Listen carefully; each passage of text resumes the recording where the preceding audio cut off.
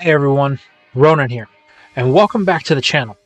I know a lot of you guys have been asking for Season 2 of What If Indigo Champion Ash challenged the Johto League. Well, after a long-awaited break, here it is. But before we get into today's episode, I'm going to need you to take a look at this analytical stat bar right here. You guys know the deal already. Hit the like button, turn on notifications so you'll never miss an upload. I really hope you enjoy this episode because we're going to be catching up with Team Gary. Anyway, without further ado, let's get into What If Indigo Champion Ash challenged the Johto League, Season 2, Part 1. I hope you enjoy. With our start of Season 2, we're going to begin with following up on Team Gary. We find our heroes at the Cianwood Gym, with Ethan, Marina, and Houndour watching as Gary is in the final moments of his gym battle. Clutching the badge he and Noctowl had won the day before, Ethan watches intensely as Gary prepares to make his final choice against the ace of the gym leader, Chuck, Poliwrath. Gary had begun the battle with a lead, using Skarmory to quickly gain an advantage, taking out both Chuck's Machoke and Hitmontop. However, Poliwrath was able to close the gap quickly, taking out both Gary's Skarmory and Scizor. The young oak isn't worried though. His final choice is clear. Electabuzz, go! Hitting the field, the only sparks with confidence. Poliwrath seems unfazed by this, eagerly awaiting the commands of its trainer. Chuck, knowing they can't use water moves, tells Poliwrath to try something a little new, Mud Shot. The combat toad picks up some of the sand that covers the gym floor, only to douse it in water. Curiosity gets Gary, as he's never experienced this type of move before, but he soon finds it's in his best interest if he doesn't wait to find out what it can do, as Chuck smirks, telling Poliwrath to fire away. Suddenly, Electabuzz is facing down a wide barrage of attacks. Thinking quickly, Gary orders a double team, in an attempt to prevent the damage. With afterimages dotting the battlefield, it seems Electabuzz was successful in its evasion, until it catches one of the mud shots. This reveals the true danger of the attack, as Electabuzz has no real resistance and takes a knee from the pain. This allows Poliwrath to restock on its ammo. Knowing his window is closing, Gary has an idea. Poliwrath is tired from its first two battles, and its reaction time is slightly less than at the start. Gary aims to use this, ordering Electabuzz in. Doing so, this forces the frog to use its attack prematurely, as Chuck orders it to fire another mud shot. Gary has its second set of eyes. Electabuzz manages to use double team to dodge only millimeters from the assault. This puts the only square in the personal space of its opponent, allowing Electabuzz to light up Poliwrath with a Thunderbolt, bringing this battle and the match to a close. With their storm badges firmly in their hand, Team Gary departs from the gym, thanking Chuck for his intense battle, only for his wife to poke fun at him, as he's still lacking in training. The two begin to argue about Chuck's flab once more, as Gary and his friends leave before they get drug into it. Later that evening, Team Gary is discussing their next move. With all the storms around the Whirl Island subsided, the main transport is back up, allowing for a direct shot back to Olivine City. It would only take a few hours for them to get there if they leave first thing in the morning. While Ethan has no problem with this, Marina speaks to the contrary. She wants to explore Cianwood a little bit more, but Gary tells her that there really isn't much here. It's mostly just a beach with a mountain to the west, south, and north. That's not exactly true, a man speaks from across the table. Excuse me, Marina asks. What do you mean? This man joins the trio and introduces himself as Boba. He has recently opened a new attraction in the mountains above Cianwood, a place called the Safari Zone. Intrigued, Marina asks for more information on this, only for Gary to offer his knowledge of what a Safari Zone is. The Oak explains it's basically a nature preserve that houses rare Pokemon. It would actually benefit them if they all went. It could house some unique experiences. Marina is on board, quickly asking if her and her friends could come see this place. Laughing, Babo says he would be more than happy to have them. To be honest, he's been finding it difficult to get trainers to come into the mountains, as the only thing that they really care about is the gym and the pharmacy. Well, we will change that, Marina says, beaming with excitement. Liking her enthusiasm, Baba gives them directions and says that he will see them in the morning. With that, the old man takes his leave, with newfound hope for his creation. The next day, we find our heroes above Cianwood City in the mountains. The group left at dawn and have been walking long enough for the sun to now be above them in the sky. While Gary and Marina are excited about this new Safari Zone, Ethan is starting to become impatient, complaining they should just turn back. Ethan is wearing on the nerves of Marina, who lets him know her displeasure with his whining. Luckily, the argument doesn't last long as Gary draws their attention to a gate just ahead of them. In front stands a very excited Balboa. I thought you wouldn't make it, he says. We almost didn't, Ethan quips. This place is so far out of the way, I can see why no one would ever get here. I know, Bobo says, but there's a specific reason why I chose this place. And once you get inside, I know you'll agree with me that this is truly something special. It better be, Ethan murmurs under his breath as Bobo invites them inside. Although the gate is nothing special, mostly just a plain sign that says Safari Zone, beyond it is a vast world that houses different climates for any type of Pokemon you can think of. Ice, ground, flying, fire, rock, anything your imagination could bring to mind. Everyone's mouth is agape, even Ethan's. Well, I guess you have to eat your words, Marina says. However, Ethan isn't listening as he runs off deep into the wilderness before them. Bubba smiles. Here, you may want to take these, he says, handing a bag of safari balls. You get 30 each, but your friend will need these, as regular balls don't work in this area. Marina sighs, telling them she will go find Ethan, as she runs off in the direction that Ethan headed. Bubba then tells Gary to explore as much as he can. He would like the feedback of a trainer of his caliber. Gary nods, telling Houndour they are going to head off into the more forested area. The old man watches, knowing that each of them will have a very unique time in this wondrous land of Pokemon. This is where we catch up with Ethan, who has discovered he can release his Pokemon as he's chosen to send in Weepinbell. Ethan has been attempting to get past its aggressive streak by using it in more battles, kinda like Marina did with Totodile. Unfortunately, he hasn't seen the same results. While the Fly Trap will heed his commands most of the time, the moment the battle starts to go south, Weepinbell throws any notion of teamwork out the window in favor of brutality. So, he'd hoped that this very wild place would be a great place to train this very wild Pokemon. Unfortunately, his first capture attempt, a Tauros, gets away when his Pokeball fails to work. You can see the frustration on Weepinbell's face as the Tauros runs off, while Ethan yells at his Pokeball to work. While their first battle went smoothly, the next one against something called a Stantler doesn't go so well, as Weepinbell is less open to the commands of its trainer. This causes it to take some damage when the deer fakes it out with its horns. Weepinbell then turns its frustration on anything that moves, eventually slinging a Vine Whip at a random bush, only for Totodile to emerge, taking the attack. Marina rushes to its side as it's completely one-shotted. Ethan begins to argue with Weepinbell, while Marina tends to her down Mon. This disagreement on Weepinbell's behavior eventually results in it storming off, almost to say it's done with Ethan and his incompetence. Frustration boils in the blood of the young trainer as he asks Marina what she's doing out here, to which she replies, bringing you these, as she recalls Totodile after making sure it's nothing more than just stunned. Opening the sack, Ethan spots the 30 Safari balls, questioning why he needs them, to which Marina explains that only those balls will work in the Safari zone, as a poaching prevention method.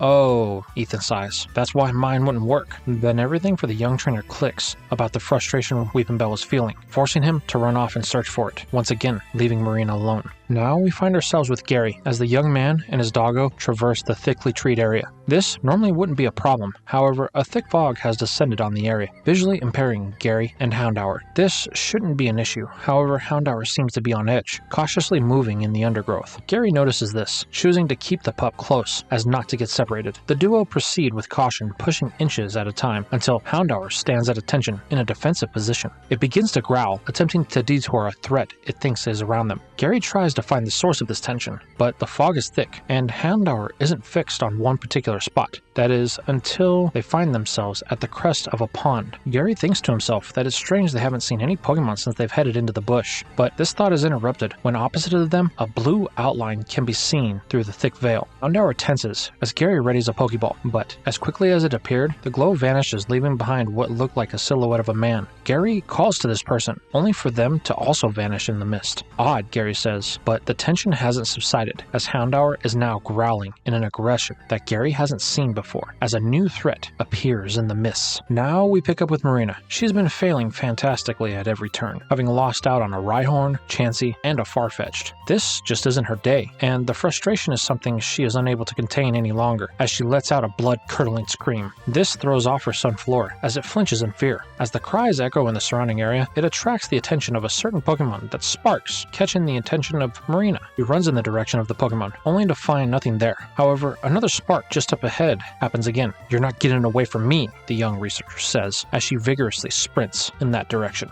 Over with Ethan, he is out of breath after running and climbing, frantically searching for his missing fly trap. Unfortunately, the terrain is very rocky, making it difficult for the young trainer to climb, but this is the only way Weepinbell could have gone. Stiffening his resolve, Ethan reaches out, pulling himself up the granite wall one step at a time. As Ethan slowly makes his way up, he can hear sounds in the distance. As he climbs, the sounds become louder and louder. As our young hero ascends, the sounds become clear. Someone or something is battling. Ethan finally climbs up on a ledge, allowing him to peek his head over to see a crowd of Pokemon that he's never seen before. It seems they are standing around something in the middle. As they slowly funnel in, taking turns attacking, Ethan's stomach sinks, knowing full well what unfortunate soul is at the center of this melee. Pulling himself up, his vision becomes clear as he watches Weepinbell consistently taking headbutts and Iron-Tails from this horde of Pokemon. Ethan tries the Pokédex, learning that these are known as Aron, a steel rock type. However, at the head of the group stands one clear leader, to which his Pokédex reveals as Lairon, the evolution of Aron. It's directing a conga line of its minions in to attack Weepinbell. While Ethan wants to interject, part of him wants to just let Weepinbell take a few lumps in an attempt to teach it a lesson. While this is a vile thought to the young man, he doesn't act on it when the intent of the Lairon becomes clear: death to those who enter its territory. As another order of attack is given, Ethan yells, commanding the attention of the group.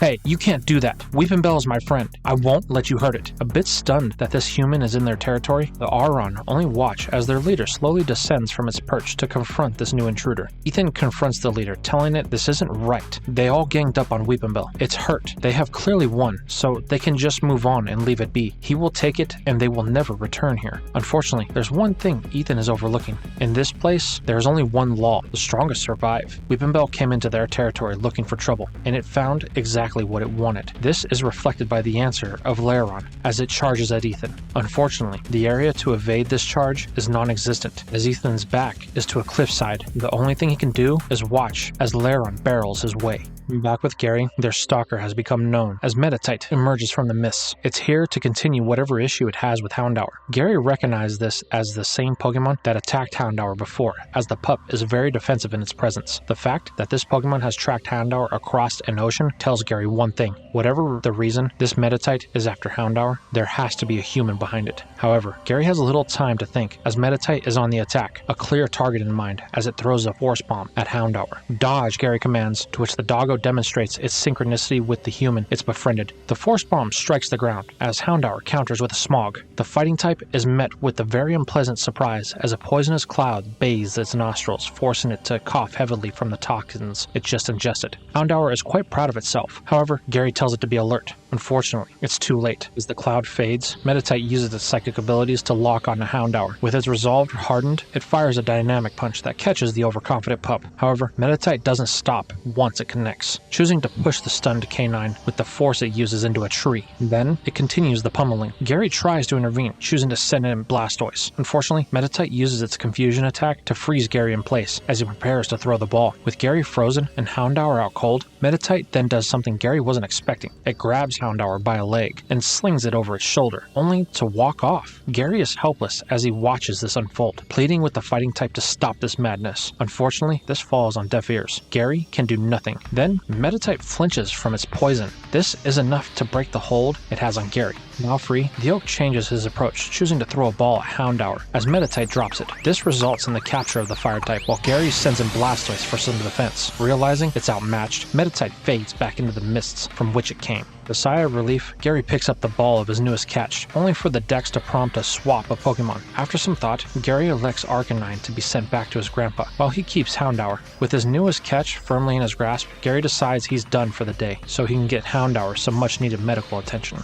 Over with Marina, she's been pushing her way through the brush for a while now, following these little sparks that keep teasing her. Just when she thinks the chase is over, it begins again. It's rather infuriating, and it shows with the look of irritation plastered all over her face. Even Sunflora is giving its trainer space as she vents her frustration. However, Marina is undeterred, pushing on, nearly leaving her Pokemon behind. Though its legs are short, the Sunflower refuses to be left behind, as both it and Marina find themselves in a grassland environment. Deep in the field, Marina can make out the sparks of whatever has been taunting her, circling like it's hunting. This mysterious Pokemon is slowly closing in, zapping both of these city folk before it runs away. With each shock getting a little bit more intense, Marina commands Sunflora to bathe the surrounding area with razor leaves in an attempt to defend themselves. Doing so, the grass is shortened, revealing the tail of a Pokemon that is struck by one of the razor leaves, forcing it to discharge a bunch of electricity at once. Taking this as a sign of aggression, Marina throws a Pokeball that captures the creature on its third shake. Phew, Marina thinks. I bet this is the deadliest Pokemon in the preserve. Well, it's all mine, and the boys will be jealous. With her new prize, Marina rushes off to find the others, in hopes of gloating about her rare find.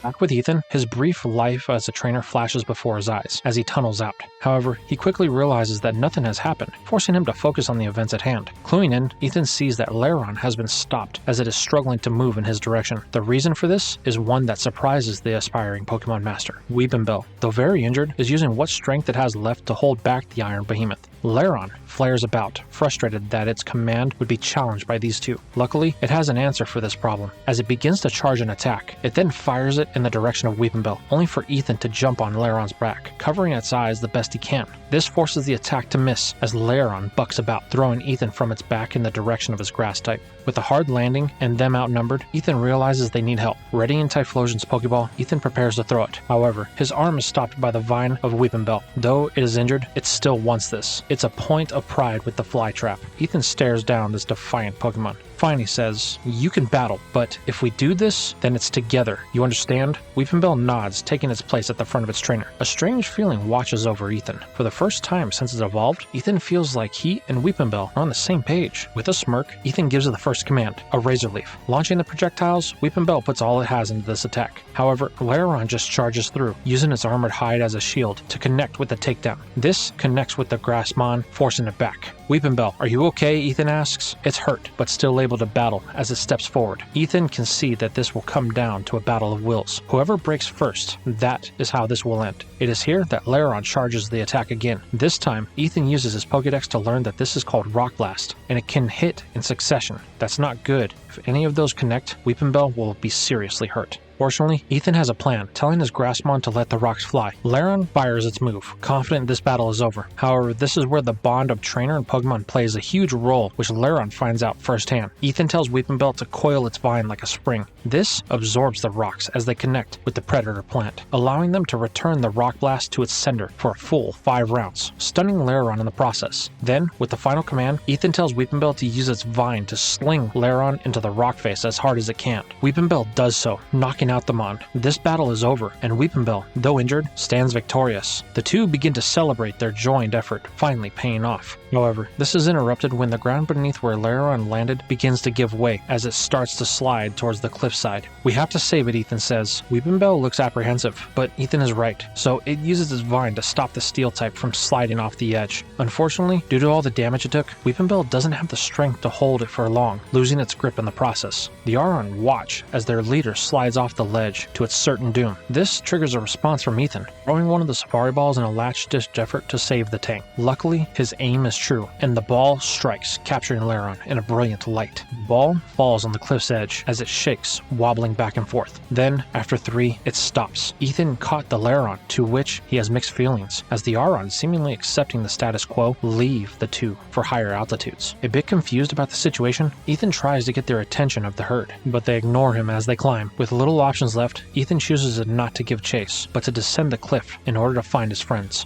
For a while, the trio make their way back to the gate of the Safari Zone, where Bobo awaits. How was the haul? The warden questions. Meditite showed up again, Gary says. It tried to take Houndour, forcing me to catch it. What is up with that thing? Ethan asks. I don't know, Gary says, but I'm sure it'll be back. It's here Marina reveals that she was able to get a new Pokemon, to which Ethan asks what it is, but it isn't something Marina can answer, as she didn't use her Pokedex. Come to think of it, the Pokedex didn't even register the capture. This is where Boba explains that Marina needs to accept the capture as one she wants. Then, the Pokedex will register the capture. Opening the Dex, she does so, prompting the activation of the Dex. It's here she reads the name. Pachirisu, she says, as she releases her new Mon from its ball. This is met with a bolt of electricity that lights up Marina, as her newest research assistant is excited to meet anyone. This just leaves Ethan, who suddenly falls silent. Gary asks him what the problem is, to which Ethan tells him about the events of the day and how he feels guilty for Lairon being abandoned by its herd. But Gary gives Ethan a helpful piece of advice. This place is very wild. That's the law of the wild. The herd saw Lairon as no longer fit to lead them, so they left it. It's an unfortunate truth of the world, and it's something you're going to have to help Lairon get through as its new trainer.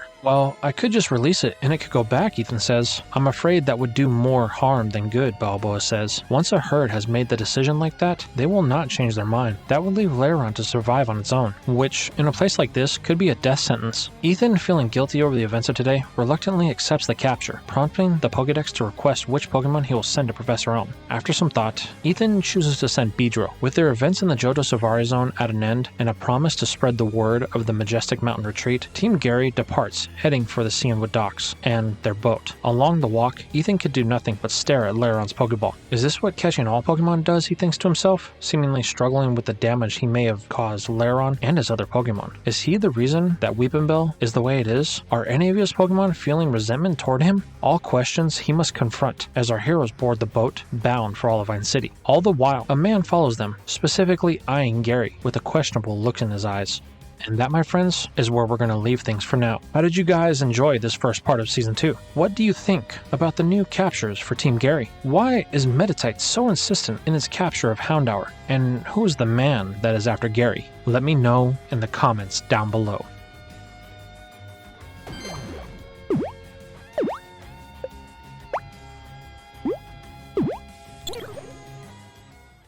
And that's all we have for this episode today, guys. I really appreciate you guys watching, and I really hope you consider following me for future content. Now, if you really want to support me on other platforms, please hop on over to my Discord where you can meet some like-minded people and conversate with them and me. You can also follow me on Twitter, to where I post sometimes and give you behind-the-scenes content that I'm currently working on. And if you want to go a little bit further, consider becoming a YouTube channel member or a patron. For only $5 a month, you're going to get up to a week's early access to all of my videos, plus you'll get exclusive content as well. With all that being said, it's time to sign out the video the best way we know how, by thanking the sponsors, the YouTube channel members, and the patrons. For the YouTube channel members, we have Still There 123, Irua Karina, Pickle, ASTD. And for the patrons, we have Silver Heart Soul, Robert, Vegito Gaming 78, Andrew McCartney, Holosif, Julian Rodriguez, Ruben Watson, Lord Explosion Murder, Assassin 139, Flyer 943, Shadow Dragon, K McKnight, Kevin Atran, Drax, Truevolt, Dino King, Warney Taylor, Plus Ultraman, Megger, Mike Logan, Eddie, Kendall Green, Earth Dragon, John Larson, Forbidden Super, Dylan Nicholson, Gerald Smith, Normandy 1998, Chris Lackerman, Trainer Rad 164, Robert, Johnny, Brad 1, Ifosa Amid, Indigo Saturn 64, Kevin Malula, Chris Collins, Nicholas Onthank, Christian Anderson, Thomas Watson, Justin Ray, Gray Leo, Irving 14209, Nathan Perry, TC Com, Dylan, Wolfdog 31, and Mario Pikachu. Thank you all very much for watching, and I will see you in the next video.